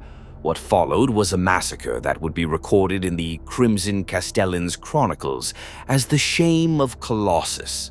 Doomsday's fist struck Brother Sergeant Marcus of the 3rd Company, and the Space Marine's chest caved in despite his power armor. Brother Tellius fired his bolter at point-blank range. The rounds detonated against Doomsday's crystalline bone plates and failed to penetrate.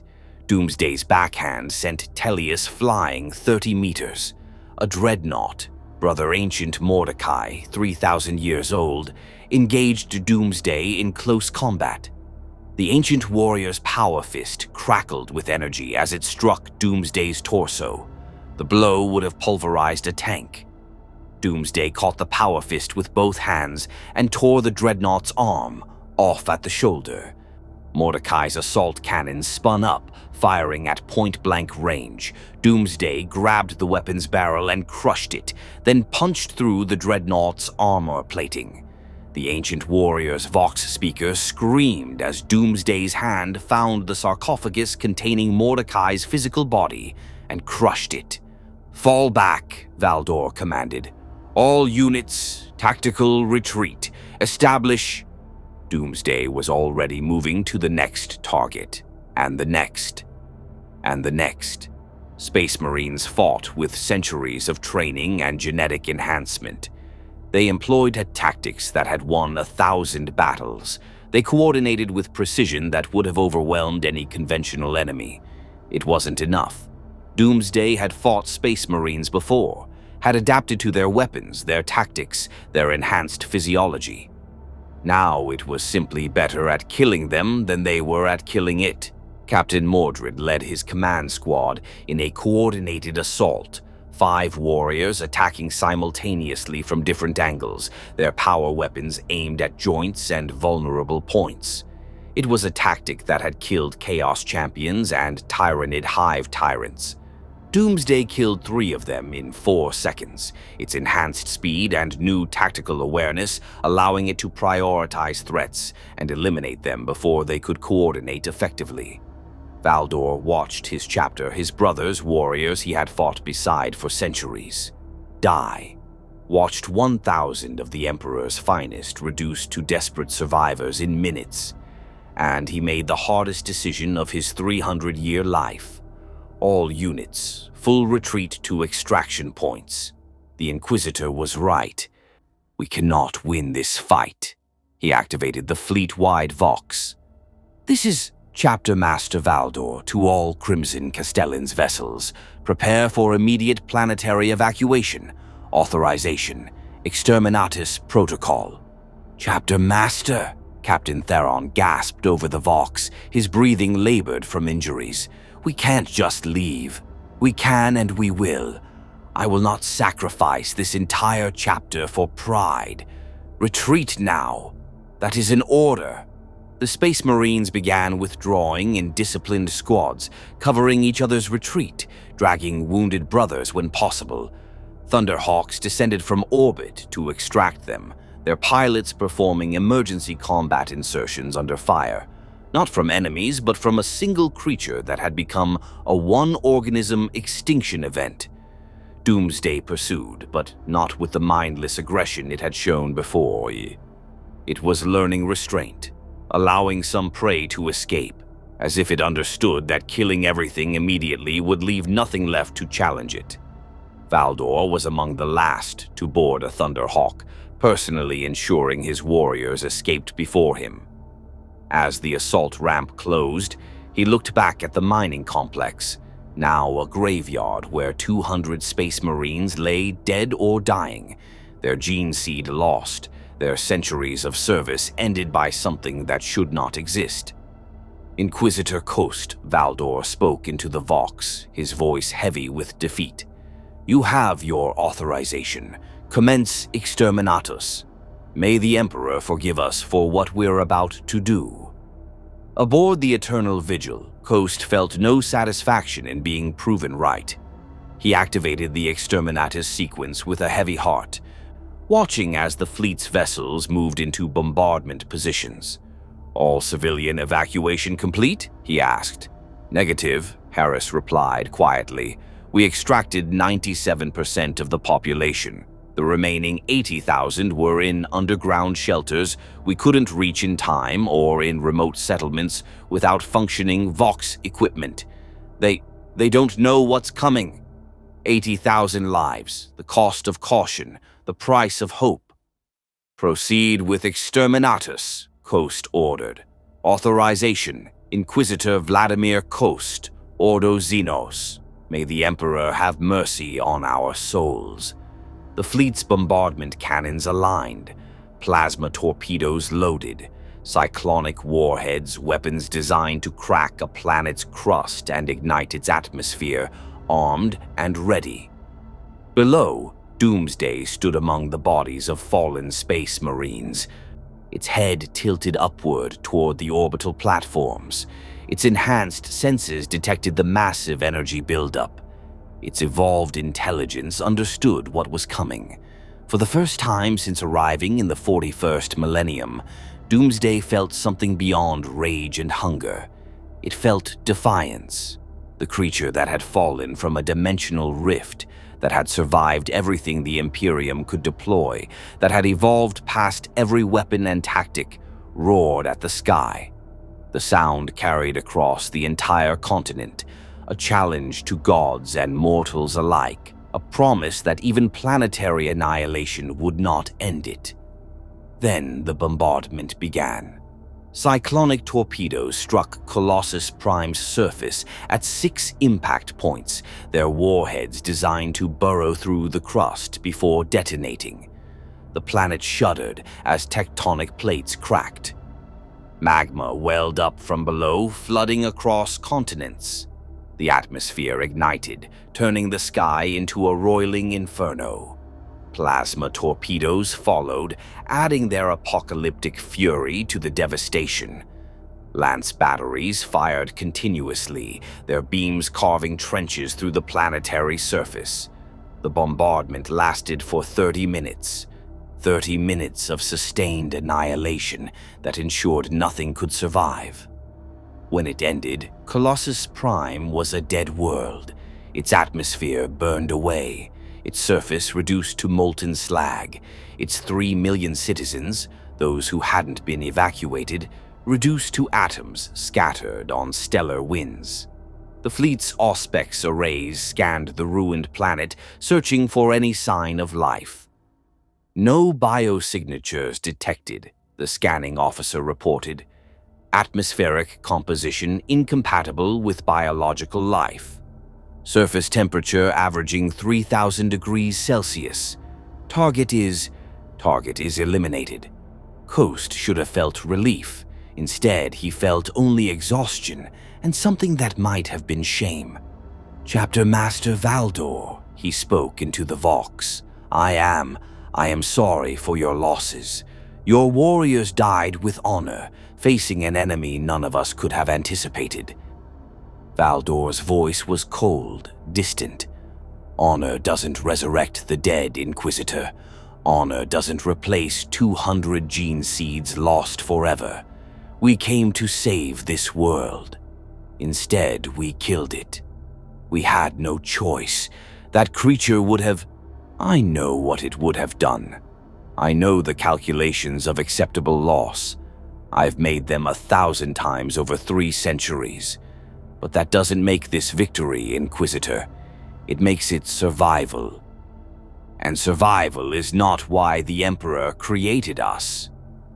The Vox clicked off, leaving Coast alone with his thoughts and the image of a burning planet on his tactical displays.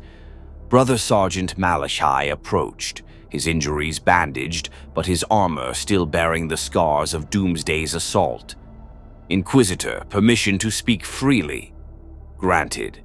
We destroyed the planet, but did we truly kill the creature, or did we simply delay it?" Coast turned to him sharply. "What do you mean?" Its adaptation rate was exponential. It survived dimensional imprisonment. It evolved resistance to Necron technology that predates humanity by millions of years. What if? Malachi gestured to the burning world. What if planetary bombardment is just another challenge it will overcome? The thought sent ice through Coast's veins. That's impossible. Nothing survives Exterminatus. Nothing. We said nothing could survive Deathwatch assault. We said nothing could resist Necron weapons. We said 1,000 Space Marines was overkill. And yet, here we are, fleeing from a dead world because conventional victory was impossible. Coast stared at the planet's image, watching the fire slowly consume everything. We maintain orbital watch. Full Auspex scans every hour. If anything, and I mean anything, registers as biological activity, we commence secondary bombardment immediately. And if it adapts to orbital bombardment, then we run, Brother Sergeant. We run and we pray to the Emperor that it cannot follow us into the void. Deep within Colossus Prime's molten core, buried under kilometers of liquefied rock and burning atmosphere, a single cell remained. A fragment of Doomsday's body, protected by adaptations formed in the instant before the cyclonic torpedoes struck. Crystalline structures that could withstand planetary core temperatures. Metabolic suspension that required no oxygen. Dimensional phasing that placed it slightly out of sync with the destructive energies. One cell, one fragment of the creature that could not die. And within that cell, encoded in impossible DNA, was the memory of everything that had tried to kill it. Every weapon, every tactic, every force that had failed. The cell began to divide, slowly, patiently, learning even now from the planetary annihilation, developing adaptations that would ensure the next time would be different. In the 41st millennium, there are no endings, only pauses between horrors. And deep in a dead world's burning heart, something that should not exist was learning to exist anyway. The Imperium declared Colossus Prime a dead world, forbidden to approach under pain of inquisitorial sanction. The Crimson Castellans chapter mourned their fallen and began the long process of rebuilding their strength. Inquisitor Coast added another report to the Ordo Xenos archives. One more entry in the endless catalog of threats that lurked in the dark millennium. The official record stated that an unknown Xenos biological weapon had been successfully contained through Exterminatus protocols. The creature was classified as terminated, the threat neutralized, the matter closed. But Coast kept the orbital watch active. 3 ships remained in system, their Auspex arrays scanning continuously, their weapons ready for immediate deployment. On the 97th day of observation, a junior officer noticed an anomaly. Sir, detecting minor seismic activity. Subsurface, approximately 400 kilometers below what used to be the northern continent. Probably just tectonic settling from the bombardment. Probably, Coast agreed, not taking his eyes off the display. On the 140th day, another anomaly. Thermal signature spike, deep core.